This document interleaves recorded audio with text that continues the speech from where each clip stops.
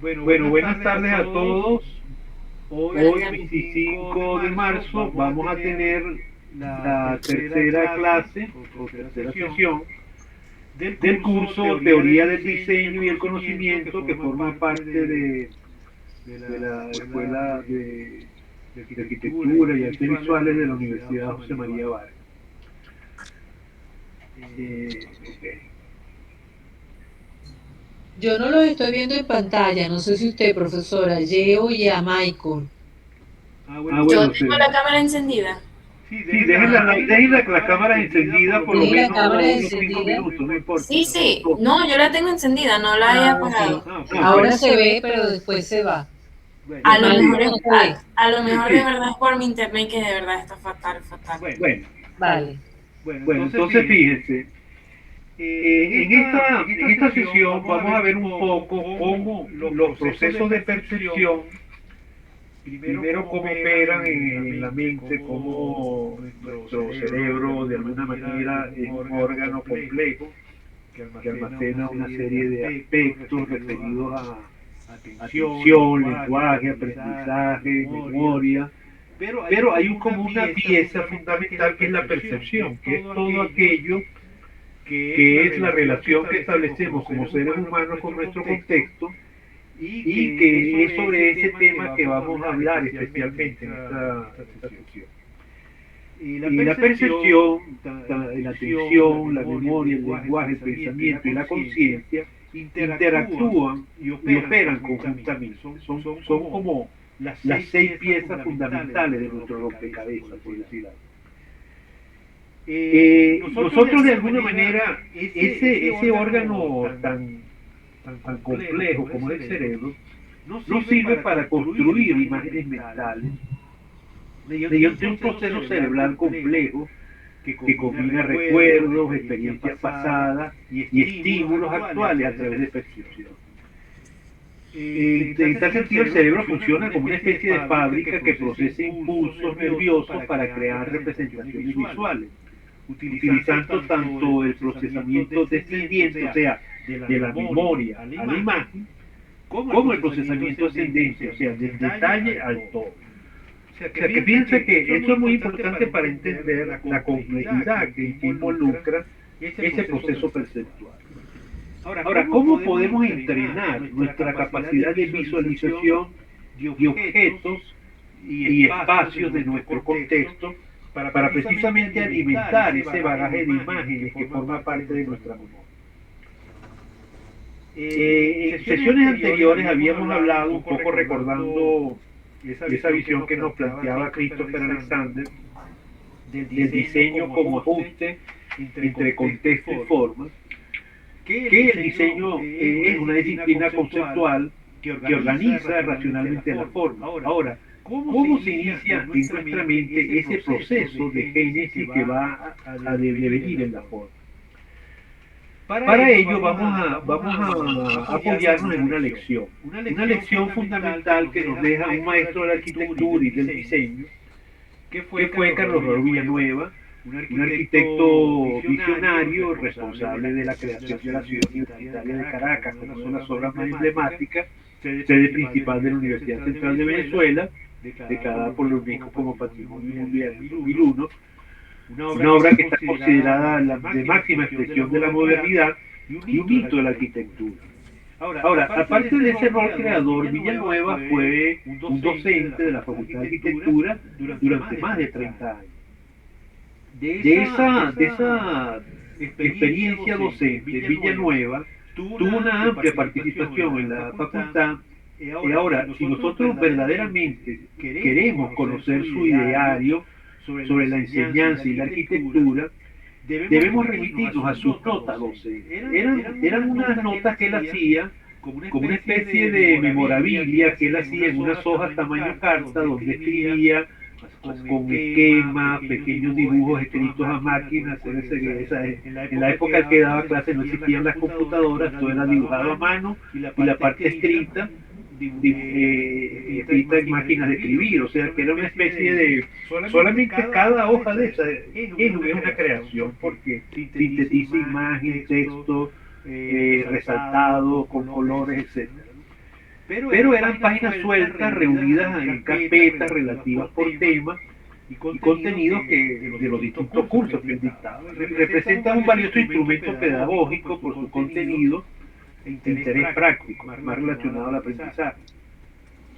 El profesor Macías Pinto, que fue uno de los fundadores, por cierto, de la Universidad José María Vargas, él en un escrito sobre esta nota docente dice que los fines y métodos que convergen en la enseñanza de Villanueva son hechos solo para él mismo, introvertidos para una lectura crítica y la actualización periódica, el cambio de perspectiva y la evolución de los cursos. O sea que era una manera también de él autoevaluarse a medida que avanzaban los cursos que dictaba. De esa nota docente hay una hoja, especialmente que a mí personalmente, desde que la descubrí, y formó parte de mi primer trabajo de ascenso como profesor de la Facultad de Arquitectura de la Central, siempre me llamó la atención esta, donde había una serie de conceptos subrayados, y que él hablaba de 4 saberes necesarios para comprender la arquitectura. El saber documentarse, el saber razonar, que implica el análisis y discusión lógica, el saber extrapolar o sintetizar, que forma parte de la intuición, que surge de esa documentación y razonamiento, y finalmente el saber expresarse, que es la comunicación e información que surge a partir de la comprensión de la arquitectura. Después señala un aspecto muy importante, y destacando un aspecto que él insistía con los estudiantes, que a los estudiantes hay que darle una cabeza bien hecha, más bien que bien llena. Esto tiene que ver con algo que hablábamos en una de las primeras sesiones del curso, donde hablábamos de la diferencia entre información y conocimiento.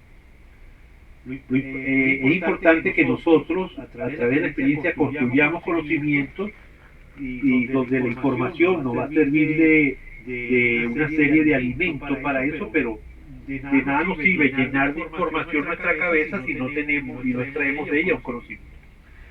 Después nos habla de enseñar métodos de pensamiento y normas de razonar, más bien que recetas. O sea, que nosotros tenemos que acostumbrarnos a tener un método de aproximación y unas normas que nos permitan razonar, pero que no nos sirvan como recetas, sino que son elementos que los vamos trabajando e interactuando a medida que van desarrollando. Por eso insistía que el alumno necesita un trabajo personal, que no va a darle un buen profesor, sino debe dirigirse hacia la esencia de los conocimientos y de los hechos, más bien que recibir fórmulas o procedimientos hechos. O sea que debe poseer un espíritu bien construido y bien armado. ¿Qué quiere decir? Que nosotros, a medida de que vamos comprendiendo el hecho del diseño, porque estos conocimientos, si bien están hechos para estudiantes de arquitectura, son válidos para cualquier cursante de diseño gráfico, diseño industrial, o de alguna actividad en la cual está implícita producir un resultado a partir de un conocimiento.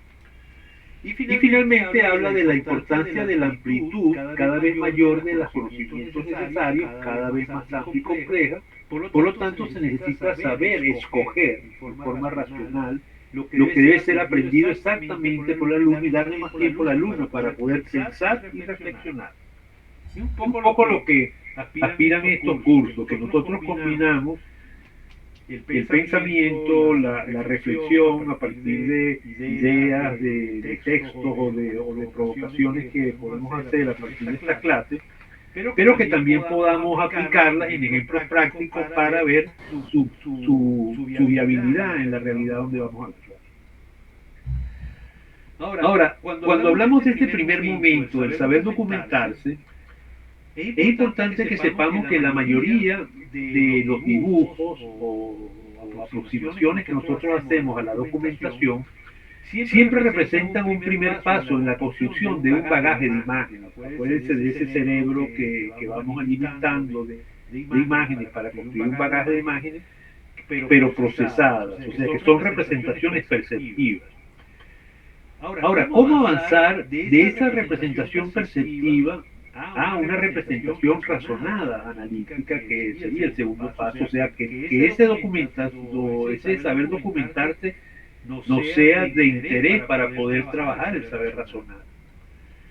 Para ello, hay otro profesor nuestro de la Facultad de Arquitectura que dejó un material importante, que es este texto dedicado al dibujo para biólogos, que son los científicos que al recoger sus impresiones de la naturaleza, tienen que hacer una serie de anotaciones y entre ellos realizar dibujos. Y entonces, este es un pintor y profesor de dibujo analítico, que fue profesor de la Facultad de Arquitectura durante muchos años, que él nos enseñaba, porque fuimos sus alumnos, cómo de alguna manera analizar esos elementos de la naturaleza, tratar de encontrar su lógica. O sea, que aquí ya hablamos de una percepción que tiene una intención. Por eso hablamos de una percepción intencionada, que tiene que ver con esa búsqueda de a partir del dibujo, de cuál es aquella esencia que hay en esos objetos o elementos de la naturaleza que estamos dibujando o aproximándonos a ellos, y ver cuál es la razón de ser. Por ejemplo, ahí, si ven esos dos dibujos en la parte superior derecha de su pantalla, ven que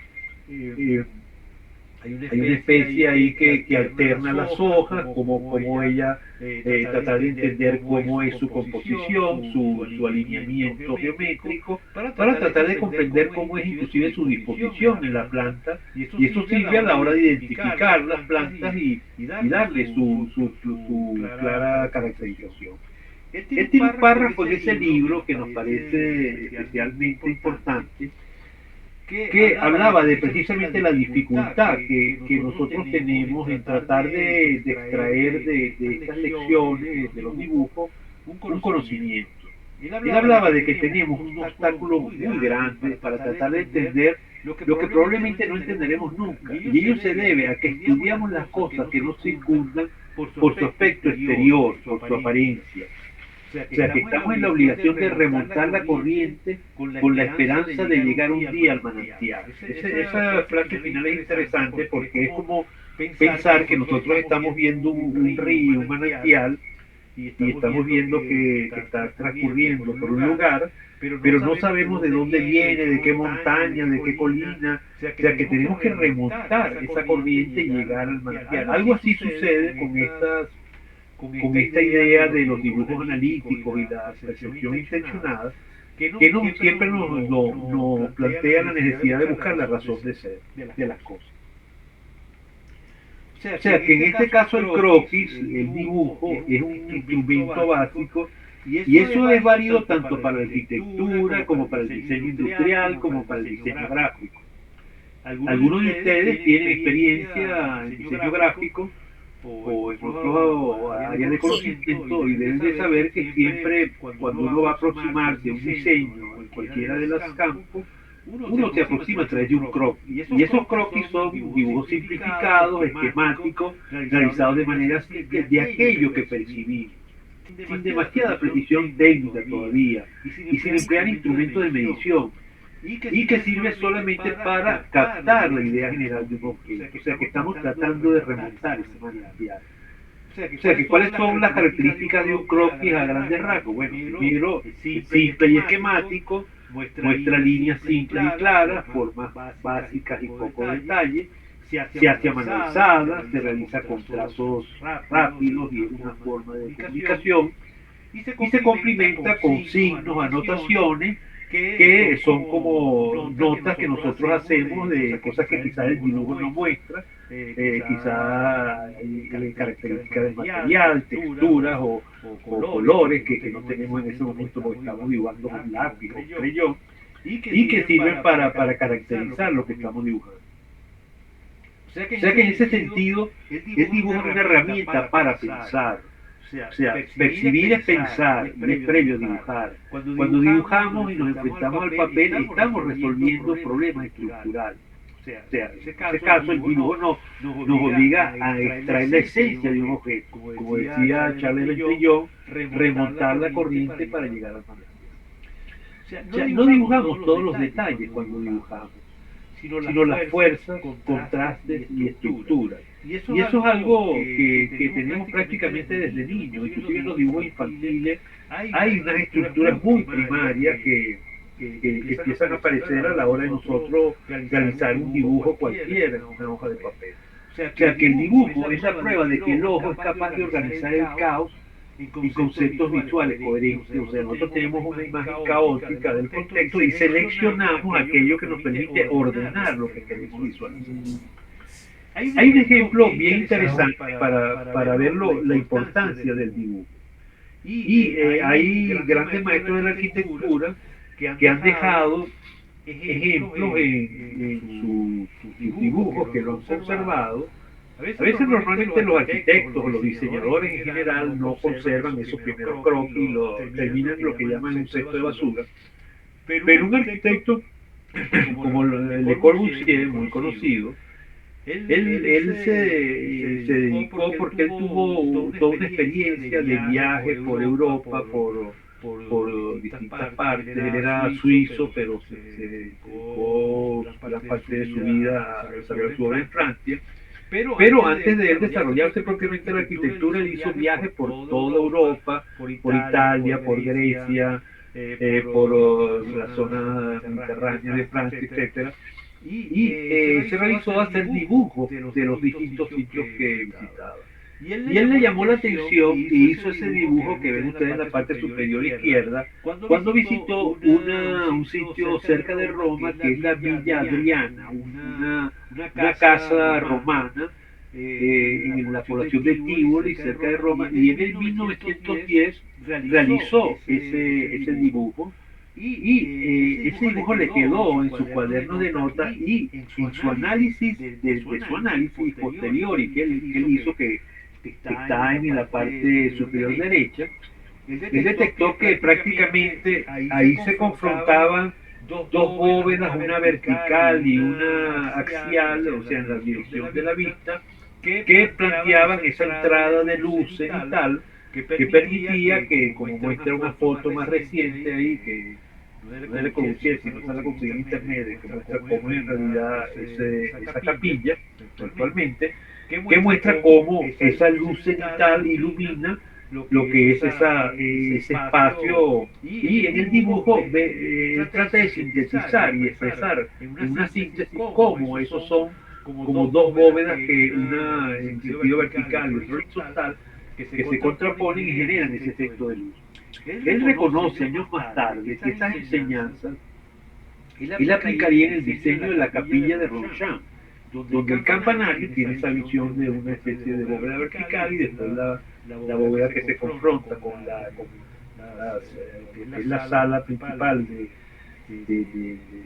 la iglesia, y de alguna manera es una prueba de cómo esas enseñanzas quedan como un bagaje de imágenes que él puede desarrollar en un diseño muy particular. Por eso es que les digo la importancia de que nosotros construyamos ese bagaje de imágenes con esa percepción intencional.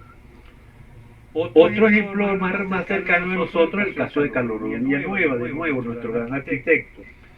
Él en su libro Caracas en tres tiempos, que lo dedica a ver cuáles son los antecedentes y desarrollo del conjunto de la reurbanización del silencio, que todos conocemos, desarrollada por Villanueva. Él en esta paginita blanca, él resume lo que él llamaba los elementos plásticos utilizados en defensa contra la naturaleza, el sol y la lluvia, haciendo referencia a cómo en la arquitectura tradicional venezolana, lo que conocemos también como arquitectura colonial, es la presencia del alero, el balcón, la celosía, las romanillas de madera, el corredor y el patio como elementos fundamentales, y el corredor como elemento externo a la propia vivienda.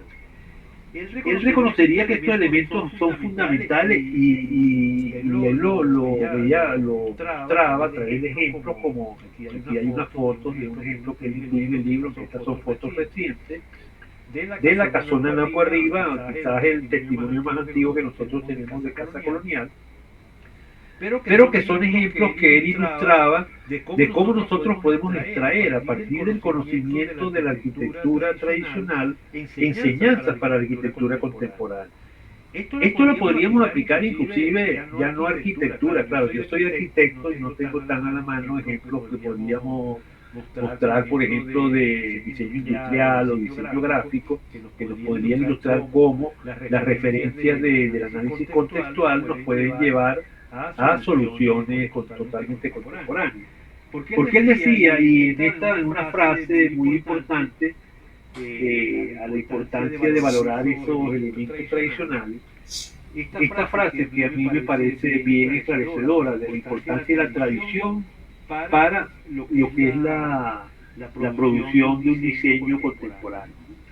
Y decía, en el momento en que se fraguan las bases de una arquitectura venezolana contemporánea, es oportuno volver un poco la vista hacia el pasado para desentrañar entre los elementos plásticos de antaño los que hoy todavía pueden sernos útiles. Nuestra arquitectura colonial, creada por necesidades y posibilidades diferentes de las actuales, fue concebida imagen del hombre de entonces, por lo cual imprimió características propias a cada una de nuestras regiones. O sea que él sintetiza aquí cómo esta arquitectura tradicional tiene una extraordinaria vigente en la arquitectura contemporánea. Y de alguna manera lo expresó cuando hizo la creación de la reurbanización del silencio.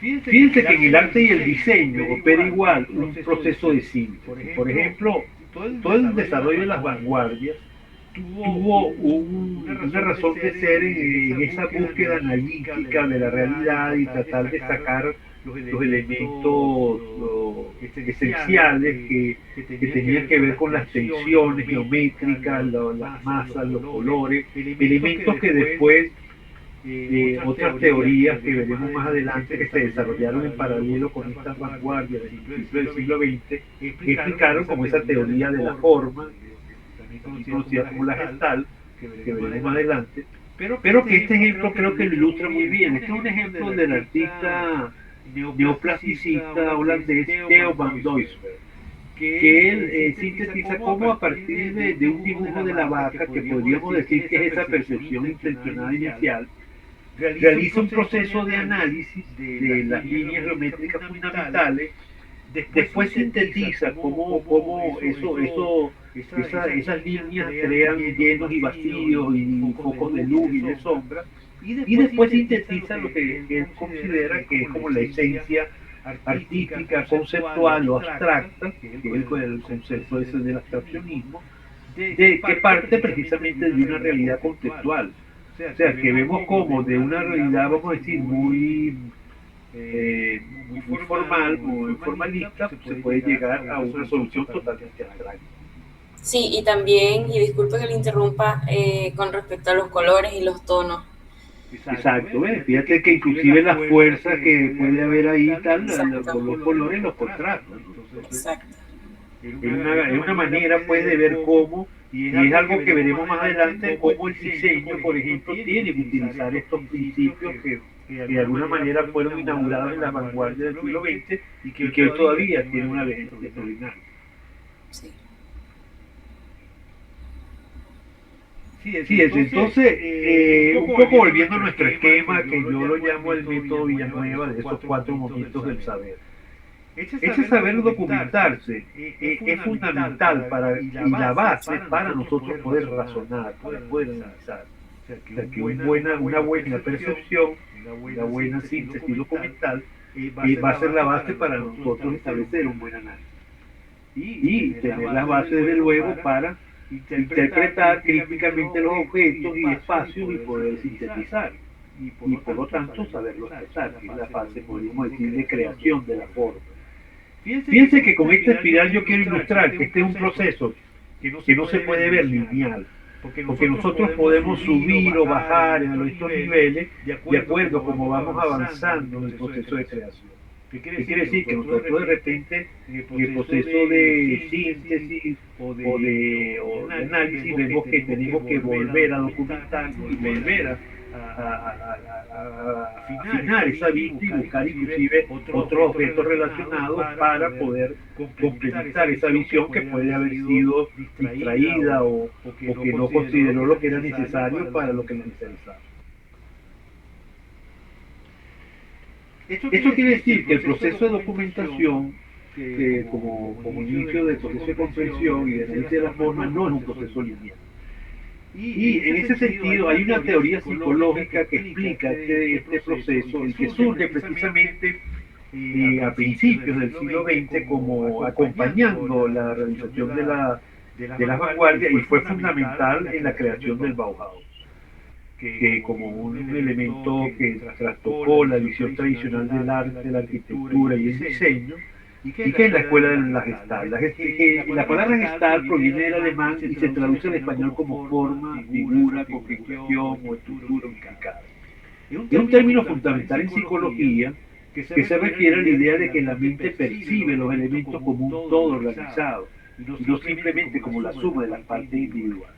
Fíjense que esta teoría de la Gestalt también va a ser fundamental para una serie de autores que estamos incluyendo en el análisis teórico de este curso, como Alexander, como Alheim, que han trabajado esta idea de que la forma es algo más que la sumatoria de las partes. Aquí están tres de los autores claves de la psicología de la forma, o psicología de la estructura, o psicología de la Gestalt, que planteaban eso de que la mente tiene la capacidad de darle forma a la realidad. Son los Steiner, Wolfgang Köhler y Kurt Köhler. Esta corriente se centra en la percepción, postulando que la mente organiza los elementos como totalidades significativas. De nuevo, el todo es más que la suma de las partes. Para aproximarnos precisamente a esa comprensión del proceso de génesis de la forma, partiremos de la visión de dos autores que se apoyan en la figura de la Gestalt, que son Rudolf Arnhem, que creó el libro Arte y Percepción Visual, del cual será parte de la bibliografía que trabajaremos en el curso, que es un psicólogo y filósofo nacido en Berlín en 1904, influido por la psicología de la Gestalt, y el dúo italiano Germani y Fabi, que son teóricos italianos del diseño, que publican en 1973 el libro Fundamentos del Producto Gráfico. Y estos dos libros van a formar parte de esa primera aproximación que tenemos a lo que es esa primera aproximación a lo que es la concepción del arte y el diseño, y que va a ser una parte de lo que vamos a trabajar en el curso. Fíjense, en el caso de Rudolf Arnhem, para él el dibujo no es simplemente copiar lo que vemos, sino un proceso cognitivo complejo donde la visión y el pensamiento se vuelven uno solo. O sea, que él precisamente parte de esa idea de la Gestalt de que la totalidad es más que la suma de las partes, pero precisamente indaga mucho más allá de cómo se da el proceso eso a través de signos, de experiencia, de cómo es la experiencia vital, y a través de algunos ejemplos lo plantea vamos a decir, esa explicación de cómo opera en la mente esa relación con el arte y la percepción.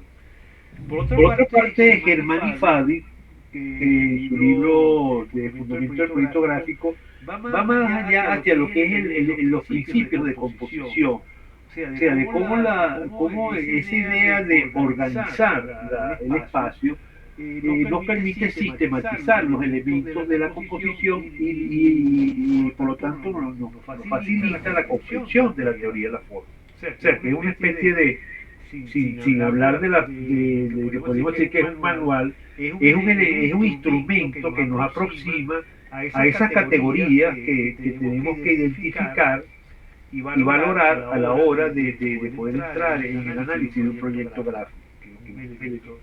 Yo, por cierto, a estas alturas, yo quería preguntarle a los tres participantes ¿cuáles consideran ustedes que es su área de interés en los estudios de la Escuela de Arquitectura y Artes Plásticas. O sea, están orientados hacia el diseño gráfico, al diseño industrial, hacia la arquitectura. ¿En qué área creen ustedes que se sienten que podrían desarrollar su carrera? Les pregunto. Yo en el diseño gráfico, profe. Ok, Yormi, Michael, ¿en qué área crees tú que te vas a desarrollar? Está mucho. Lo mismo, el diseño gráfico también. Okay. Y ahí está José, no sé si está presente José, ¿qué me puede decir José? José, no sé si está presente, a ver. Por fin José está presente, no chequeamos si estaba presente.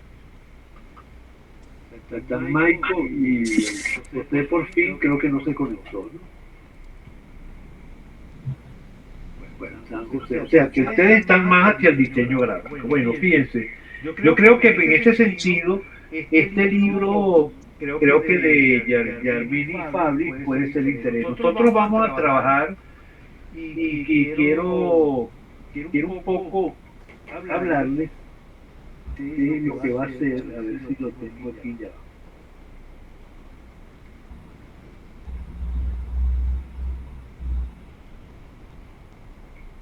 Exacto, fíjense. Yo quiero hablarles de lo que es, para hacer un paréntesis, porque estamos nosotros en la tercera sesión y fíjense, nosotros tenemos aquí la dinámica del curso. Y nosotros venimos trabajando dos áreas en este curso. Una disertación teórica, que son estas clases y el intercambio que tenemos a través de las tareas y los siglos. Pero también tenemos como objetivo el preparar un proyecto final. El proyecto final, a partir de esta clase de hoy, vamos a trabajarlo en 4 momentos. El momento de la percepción intencionada, el momento del análisis y sistematización, el momento de la síntesis y materialización de la propuesta, y la etapa de expresión y comunicación, para después hacer una revisión del proyecto final y hacer la entrega del proyecto, que les recuerdo que, y ahí sería bueno que recordaran, creo que fue en la clase 2 que lo expusimos, la idea de que eso se tiene que resumir en una caja de 30 por 30 por 5 de alto, una caja blanca, que es como decir el soporte de su propuesta. Claro, nosotros vamos a ir aproximándonos a qué propuesta vamos a señalar. Pero por eso, en este momento, es muy importante que ustedes piensen en qué elemento va a ser el fundamental que van a trabajar a la hora de trabajar esa percepción intencional. Van a trabajar, por ejemplo, una acción determinada. Acuérdense que en el diseño hablamos de que de las primeras sesiones, voy a echar un poco para atrás para recordar esta imagen que la hemos estado repitiendo.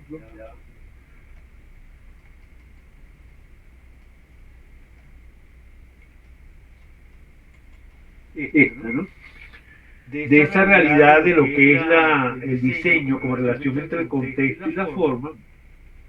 Nosotros tenemos que seleccionar, cuando hablamos de percepción intencionada, es seleccionar de ese contexto qué elemento nos interesa para nuestro proyecto, qué elemento nosotros vamos a intervenir, y que de él podamos hacer un primer boceteado, un primer dibujo que nos aproxime a partir de esa realidad. Y es importante que lo dibujemos. ¿Por qué? Porque en el proceso de dibujo opera ese proceso mental que hablamos aquí, de la percepción, que se relaciona con el aprendizaje, la memoria, la atención, y que a partir de él seleccionamos, pero producimos un mensaje importante para que ordena todas las otras piezas del rompecabezas. O sea que ese dibujo original tiene que tener ya esa intención de hacia dónde conduce.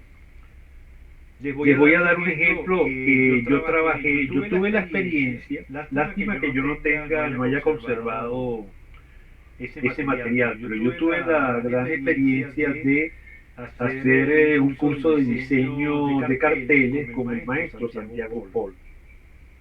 Él precisamente, él nos pidió desde las primeras clases que nosotros seleccionáramos una imagen que nos llamara la atención. En ese momento tenía mucho impacto una danza contemporánea que era muy relevante en ese momento, que era una artista dancística, lamentablemente desaparecida, que era Sonia Sanoja.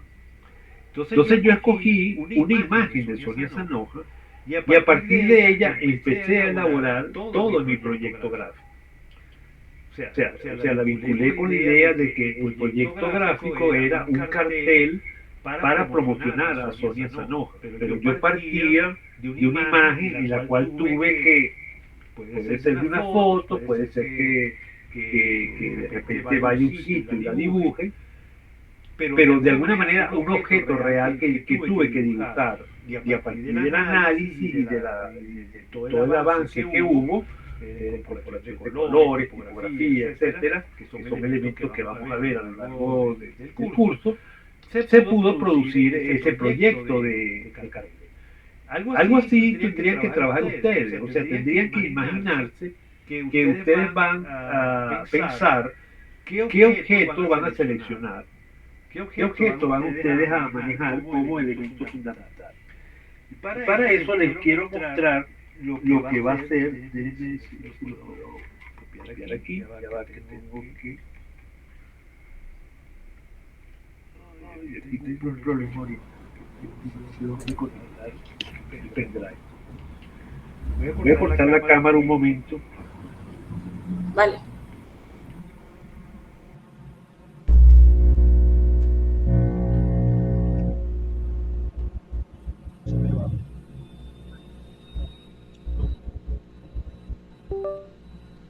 Un momento, dejar de compartir.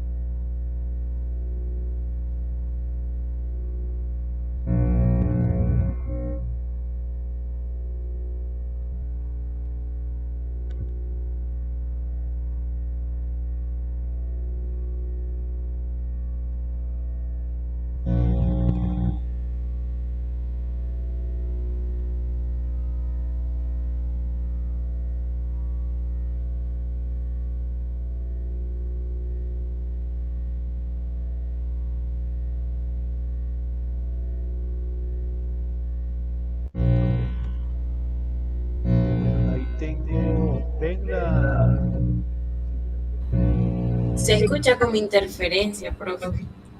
No se le escucha bien la voz.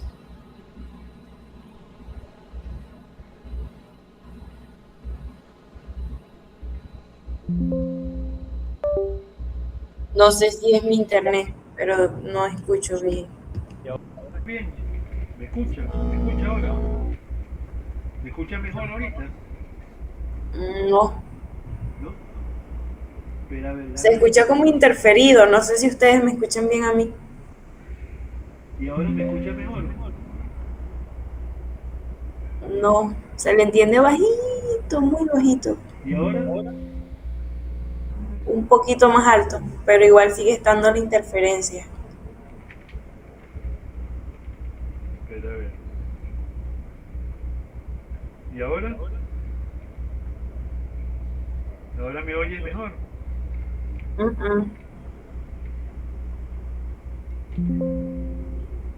¿Y ahora? Se escucha igual. Bueno, pero me entiende porque... Muy apenitas, pero sí. Si quiere, podemos intentar. ¿Y tú, José, me oyes bien? Michael, perdón, Michael. ¿Tú sí me oyes, Michael? Pero poquito, profe, poquito, se le escucha poquito. Oye, qué raro. Se escucha como una interferencia, ¿verdad? Súper poquito, Es más, yo no lo estoy, o sea, lo escucho como si estuviese de lejos. Yo igual. Oye,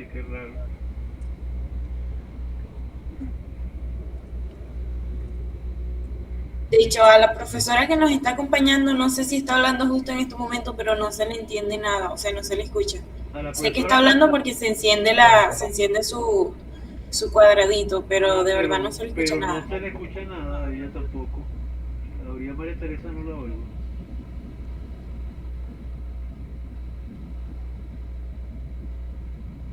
Y ahora se oye. Ahora se oye mejor. Poquito, poquito, se escucha muy poquito. Igual, profe. Oye, qué cosa. Sí, pero como bien. A ver, ¿qué puede ser? Ah, espérense, a ver, ¿será el volumen de la computadora? No sé, no, está bien.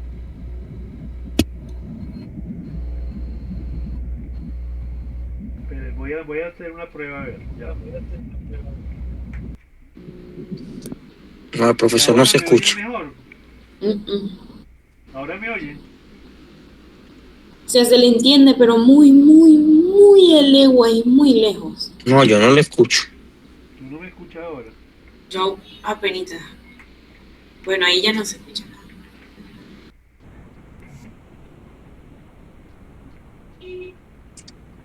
Esperen, voy a Ahora sí. Ahora se oye mejor. Sí, Sí, ahora sí. Es que desconecté y volví a conectar el micrófono. Quizás estaba mal conectado. Ahora se oye. Sí, ahora sí. Ok. Bueno, fíjense. Ya. Está oyendo algo muy alto. ¿Y ahora se oye mejor? Sí, sí se escucha. ¿Se oye Sí. bien? ¿Se oye bien? Ujú. Bueno, fíjense. Mire, vamos a comentar la tarea número 2, que tiene que ver con la sección de la percepción y la generación de la forma, para hablar un poco y referirnos a la presentación que hemos visto, ¿no? Y a los textos que van a servir de apoyo para la elaboración de esta tarea.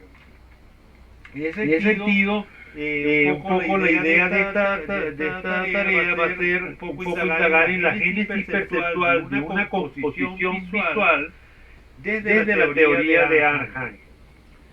O sea, Rudolf Arnheim es el creador de este libro Arte y Percepción Visual, del cual vamos a trabajar el capítulo 2, el cual por cierto ya se los pasé en los materiales de apoyo. Igualmente el capítulo 1 del libro de fundamento del proyecto gráfico. Por el portal, ¿verdad? Sí, por el portal. Yo de todas maneras sería bueno que después de la clase ustedes visitaran el portal y vieran en efecto si pueden acceder a esos documentos.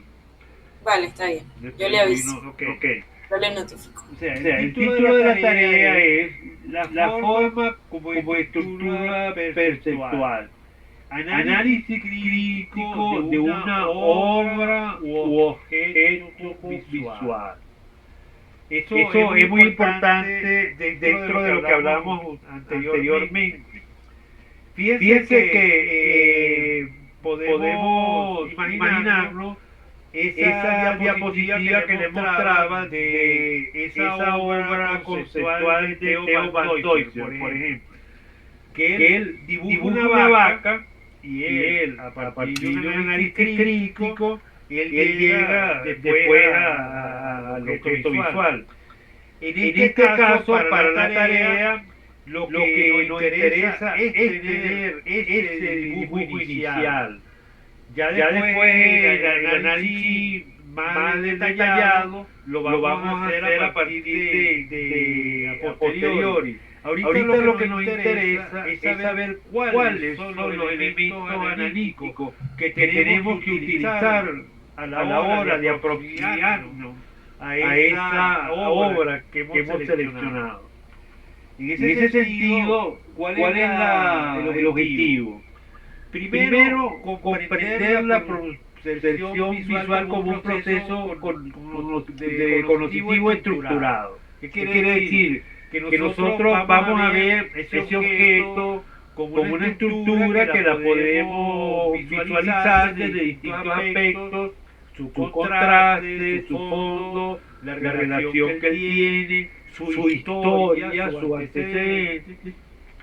O sea que aquí analizaríamos los principios de organización perceptual desarrollados por Anaheim. ¿Qué quiere decir? Que a partir de la lectura del texto, ustedes utilicen esos principios de la organización perceptual.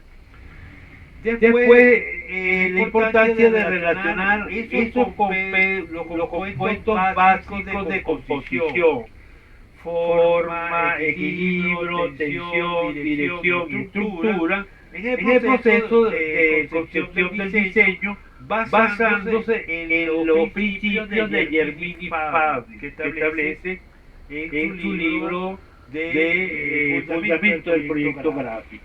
Y finalmente desarrollaron una investigación crítica fundamentada teóricamente. Entonces, ustedes que pueden seleccionar una obra pictórica, un cartel o pieza de diseño gráfico, una composición arquitectónica, una fotografía, un objeto de diseño industrial, otros, que simplemente unos ejemplos. De dicha obra, ustedes seleccionaron y de la obra seleccionada van a realizar un dibujo a mano alzada, como percepción intencionada de ese objeto que ustedes seleccionan. O sea que esa obra será analizada, como les digo, basándonos en estos dos textos que los tenemos como referencia. O sea que por eso, como idea, esa percepción no es pasiva, sino nos va a permitir una actividad estructurante del pensamiento visual. ¿Qué conceptos teóricos nos deben aplicar? Por lo menos algunos de los siguientes conceptos, ¿no? Equilibrio visual, peso visual, centro estructural, tensión y dirección, nivelación y agudización, figura y fondo, dinámica compositiva, forma como composición estructural. Aquí están resumidos algunos de los contenidos teóricos, pero ustedes seleccionan lo que vean más adecuado a la imagen que han seleccionado. La estructura del trabajo escrito sigue la normativa de la universidad, entre 4 y 6 páginas, debe incluir el dibujo de la obra escogida, el texto que, o sea, ustedes incluyen el dibujo más el texto que van a desarrollar. Y hay una estructura sugerida de cómo la pueden hacer, con una introducción, incluyendo la presentación del dibujo, la justificación de su elección, por qué a usted le parece que es relevante, y la presentación del enfoque teórico de los autores. Después un marco teórico a partir de lo que ustedes traigan de los capítulos, señalado como material de apoyo, y un primer análisis formal. Este análisis formal lo queremos hacer a partir de esos principios que van a surgir de la lectura, aunque igual los vamos a profundizar en la próxima clase. Ahí lo veremos como una aplicación concreta a la obra, cómo se distribuyen los pesos visuales, si existen o no tensiones estructurales, qué direcciones. Esas son como algunas preguntas que nos pueden orientar ese análisis formal. Y unas conclusiones sobre qué aporta Argen a estos principios, qué importancia tiene esa visión de Jermini Pavlik con respecto a la composición, y cómo para ustedes cambia la comprensión de la forma luego de este análisis. Es un poco el objetivo de la tarea, ¿no? De todas maneras, este texto ya está incluido dentro de lo que es el silado, ¿no? De la parte de tarea asignada. Ya se lo incluí como Igual me confirma también si la puede consultar en el portal. Vale, ¿Okay? ya le confirmo, sí. Bueno, ¿hay alguna pregunta, alguna duda? Con respecto a lo de la obra que seleccionemos, debe ser la que sea, no necesariamente tiene que ser un objeto o a lo que me refiero es que, por ejemplo, si yo escojo una obra pictórica, habría problema con que fuera un paisaje, no, ¿verdad? Sí, no, pues puede ser tanto una obra, preferiblemente obras, vamos a decir, formalistas. ¿Qué quiere decir? Que si ustedes ya escogen un elemento abstracto, ya hay un análisis de un antecedente que quizás no tenemos. Por ejemplo, en un cuadro de Mondrian, que son puras líneas y colores. O sea, Por favor, profesor, disculpe, es que ya debe cortar la grabación porque si no el peso complica la transmisión. Bueno, vamos a cortar aquí la grabación y continuamos conversando, ¿ok? No se retiren. Se pueden poner en pantalla para ver y que el profesor... Para que antes de cerrar, abran su cámara. Yo no la he cerrado. Ok, perfecto. Bueno, ya está bien. Bueno, vamos ahorita a detener la grabación y continuamos con el comentario.